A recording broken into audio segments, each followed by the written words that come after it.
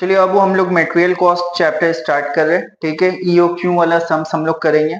ठीक है, सबसे पहले क्वेश्चन नंबर 1 हम लोग देखेंगे।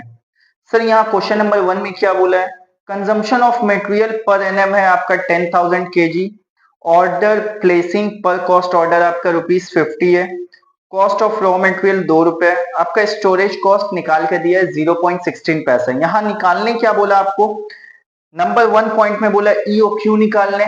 EOQ means economic order quantity. ठीक है सर, पॉइंट नंबर 2 में क्या बोला है? नंबर ऑफ ऑर्डर्स निकालने, कितना बार ऑर्डर करेंगे। ठीक है, तो चलिए हम लोग स्टार्ट करते हैं सम्स को। सबसे पहले हम लोग क्या करेंगे? हम लोग सबसे पहले सम्स नंबर 1 ए। ए मीन्स एनुअल कंजम्पशन। ठीक है, एनुअल कंजम्पशन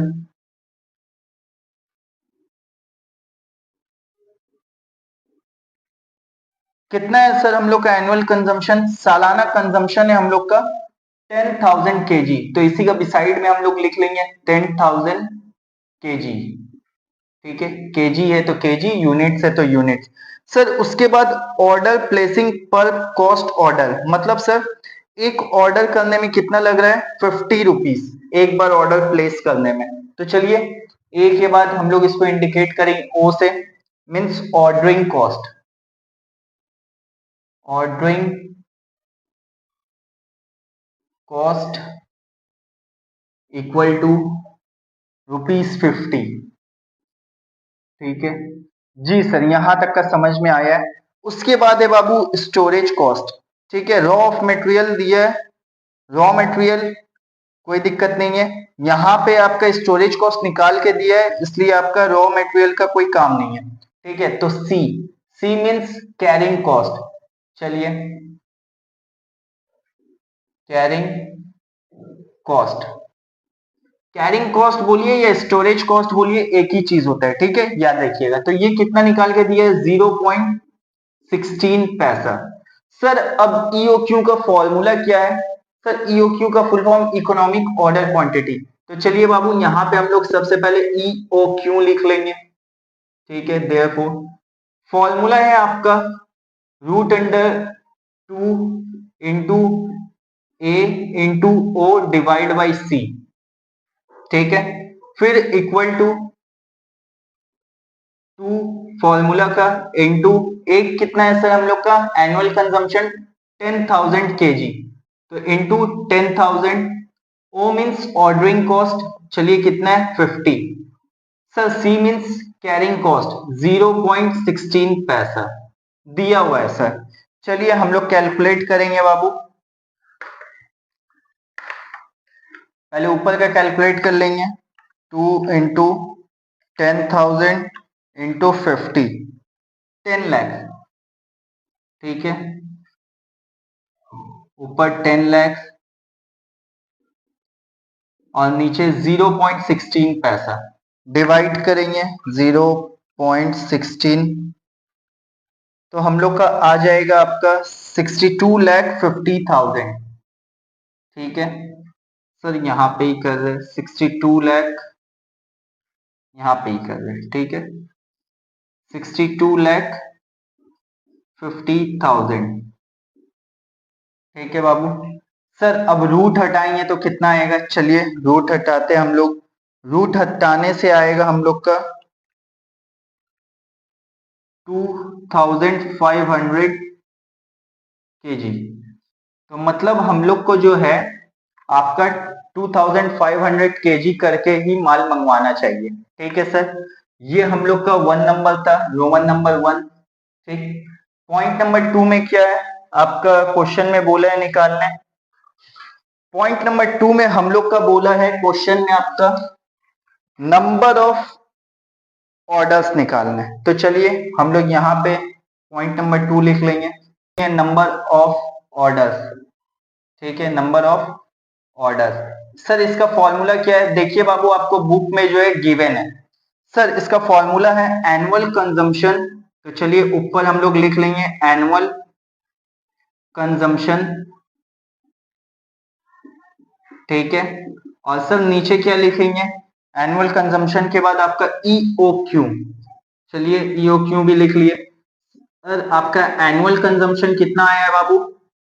10,000 kg है एनुअल कंजम्पशन, तो चलिए ऊपर 10,000 kg लिख देंगे। और EOQ है ना, तो अभी हम लोग का निकल के जो आया है 2500, वो हम लोग का EOQ का ही वैल्यू है। सर हम लोग डिवाइड करेंगे तो आपका वैल्यू आएगा 4 ऑर्डर, ठीक है सर। मतलब कहने का है EOQ वे से अगर हम लोग मंगवाएंगे तो 2500 kg करके हम लोग को मंगवाना पड़ेगा। इसमें हम लोग का कॉस्ट कम आएगा। सालाना हमको जरूरत इतना ही है, लेकिन हम लोग को एक बार में 10,000 kg नहीं मंगाना है, हम लोग को 2500 kg करके मंगवाना है। और कितना बार ऑर्डर करेंगे सर? तो 4 टाइम्स हम लोग ऑर्डर करेंगे, हम लोग का तब जाकर 10,000 kg हो जाएगा। क्लियर है बाबू यहाँ तक? चलिए जल्दी से कॉपी करिए, फिर हम लोग क्वेश्चन नंबर 2 करेंगे। बाबू चलिए हम लोग क्वेश्चन नंबर 2 करेंगे। क्वेश्चन नंबर 2 में क्या बोला है? कैलकुलेट करने EOQ। सर EOQ बोला है ना, तो हम लोग सबसे पहले एनुअल कंजम्पशन लिखेंगे, A equal to annual consumption, ठीक है। एनुअल यूसेज बोले एक ही चीज है, ठीक है, ये याद रखिएगा। सर कॉस्ट पर ऑर्डर कितना है? इसका 10 रुपीज है सर। आपका कैरिंग कॉस्ट यहाँ निकाल के दिया नहीं है, 10% आपको कॉस्ट पर यूनिट पे निकालने पड़ेगा। तो चलिए जो जो आइटम है पहले हम लोग पुट करेंगे। आपका एनुअल यूसेज लिख लीजिए भाई, नहीं तो आप लोग फिर बोलिएगा लिखे नहीं sir annual usage. Annual usage आपका कितना है? सालाना यूज कितना हो रहा है? 90,000 यूनिट्स, ठीक है, 90,000 यूनिट्स। EOQ निकालना है तो आपको पूरा ऐसे ही प्रॉपर वे में पहले लिखनी होगा। सर फिर ऑर्डरिंग कॉस्ट कितना है? ₹10, चलिए लिख लिए। सर कैरिंग कॉस्ट कैसे निकलेगा? तो 10% ऑफ 50, 10% ऑफ 50, तो आपका निकल के आएगा बाबू 5 रुपीज, ठीक है। सर अब EOQ का फॉर्मूला क्या है? आपका root under 2 into A into O divide by C। चलिए अब यहां पे जो है हम लोग भी रूट अंडर ले लेंगे। यहां रूट हम लोग का ले चुके हैं, ठीक है। 2 फॉर्मूला का, ए हम लोग का एनुअल यूसेज कितना है बाबू? 90,000 यूनिट्स। ओ कितना है आपका? ऑर्डरिंग कॉस्ट 10 और कैरिंग कॉस्ट आपका 5, नीचे पुट कर लेंगे, ठीक है। अब इसको हम लोग इनटू करेंगे ऊपर का सबसे पहले। चलिए इनटू करके देखते हैं कितना आएगा। 2 इंटू 90,000 इंटू 10, 18 लैक्स आ रहा है बाबू। तो चलिए ऊपर 18 लैक्स लिख लेंगे, ठीक है, और नीचे आपका 5, ठीक। अब आपका फिर से हम लोग 18 लैक्स डिवाइड बाई 5 करेंगे बाबू, कितना आएगा? हम लोग का 3,60,000। चलिए रूट में इसको लिख लिए 3,60,000। उम्मीद है यहां तक आपको समझ में आया होगा। अब हम लोग रूट हटाएंगे तो हम लोग का EOQ कितना निकल के आएगा, जरा बताइए। रूट हटा के हम लोग का रूट हटेगा तो आपका 600 यूनिट्स EOQ आ जाएगा, ठीक है। ये हो गया आपका आंसर। क्लियर है बाबू? क्वेश्चन में सिर्फ EOQ निकालने बोला है तो हम लोग सिर्फ EOQ निकाले, जो बोलेगा हम लोग को वही निकालना है। कॉपी करिए जल्दी, नेक्स्ट क्वेश्चन करना है। चलिए बाबू हम लोग अब क्वेश्चन नंबर 3 करेंगे। यहाँ पे भी क्या निकालने बोला है? यहाँ आपको बोला है डिटरमाइन, पॉइंट नंबर ए में EOQ, फिर उसके बाद नंबर ऑफ ऑर्डर्स, फिर उसके बाद आपका बोला है पॉइंट नंबर सी में time gap between 2 consecutive order, ठीक है। तो हम लोग सबसे पहले एनुअल डिमांड या फिर एनुअल कंजम्पशन या फिर एनुअल रिक्वायरमेंट, जो भी होगा सालाना, वो लिख लेंगे। हो सकता है कभी क्वेश्चन में ना आपको मंथली करके दे दिया हो तो आपको इंटू 12 करके सालाना निकालना है, या फिर हो सकता है आपको वीकली दिया हुआ हो तो आपको फिर 52 वीक्स लेके एक साल का पूरा लिखना है, ठीक है। ये याद रखिएगा। तो यहाँ पे क्या बोला है बाबू? आपका 2500 यूनिट्स। चलिए 2500 यूनिट्स लिख लिए सर। सर यहाँ पे एनुअल डिमांड बोला है, मतलब कि सालाना डिमांड इतना है। ऑर्डरिंग कॉस्ट कितना है? एक बार ऑर्डर करने हैं कितना लग रहा है बाबू? 100 रुपए लग रहा है। तो चलिए 100 रुपए लिख लेंगे हम लोग। 100 जो है। आपका कैरिंग कॉस्ट कितना निकलेगा सर? तो देखिए 6 रुपीज ऑफ मतलब 25% ऑफ ₹6 कैलकुलेट करके जरा बताइए कितना आ रहा है बाबू। ठीक है,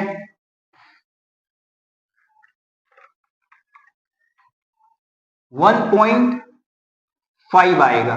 ठीक है, और यहां पे हम फॉर्मूला लिख के रेडी रखे। ठीक है बाबू, चलिए नेक्स्ट हम लोग फॉर्मूला में वैल्यू पुट करेंगे। 2 इंटू ए कितना है सर हम लोग का 2500। ओ कितना है सर ऑर्डरिंग कॉस्ट 100। सर सी हम लोग का कितना है 1.5। सर अब चलिए इंटू करेंगे। इंटू करके कितना आएगा जरा बताइए। ऊपर का पहले इंटू करेंगे, 2 इंटू 2500 इंटू 100, 5 लाख आ रहा है बाबू।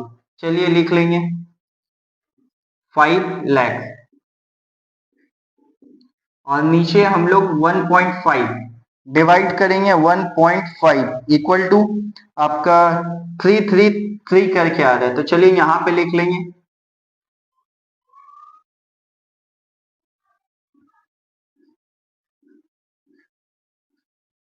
ये रूट में। ठीक है बाबू, अब इसके बाद हम लोग रूट हटाएंगे। चलिए रूट हटाएंगे तो कितना आएगा हम लोग का आ जाएगा 577 यूनिट्स। ठीक है जी सर, क्लियर है। पॉइंट नंबर बी में क्या बोला है बाबू, चलिए देखते हैं। पॉइंट नंबर बी में हम लोग को बोला है नंबर ऑफ ऑर्डर्स निकालने। तो ये पॉइंट नंबर ए, ये point number B, number of orders लिख लेंगे। कितना बार करके हम लोग को ऑर्डर करना है, नंबर ऑफ ऑर्डर। इसका फॉर्मूला क्या है देखिए बाबू, बुक में आपका गिवन है फॉर्मूला।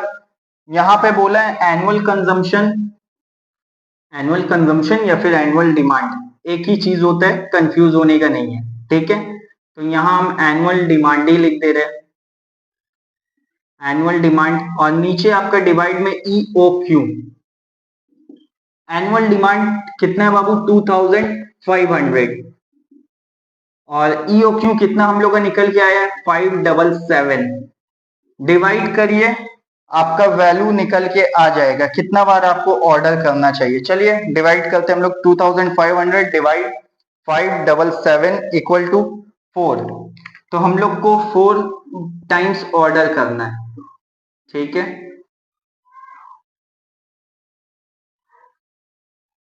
सर, यहां तक का क्लियर है। जी सर। सर एक चीज इसमें और निकालने बोला है, क्या है चलिए देखते हैं। Time gap between 2 consecutive order, मतलब कि एक ऑर्डर का बीच में कितना दिन का गैप होना चाहिए। ये तो हमको पता चल गया 577 यूनिट्स करके हमको मंगाना है।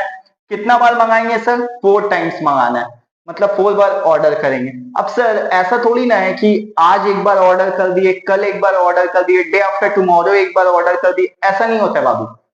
एक ऑर्डर का बीच में कितना गैप होना चाहिए, तब ना हम लोग का कॉस्ट सेविंग होगा। तब यहां पे हम लोग को पता चलेगा कि हम लोग का कॉस्ट कितना बच रहा है। यहां पे सर अब बोला है कि आपका time gap between 2 consecutive order, एक ऑर्डर का बीच में कितना गैप होना चाहिए। चलिए निकालेंगे हम लोग C number, time gap.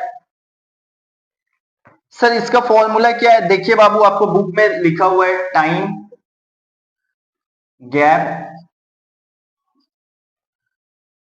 Between 2 consecutive.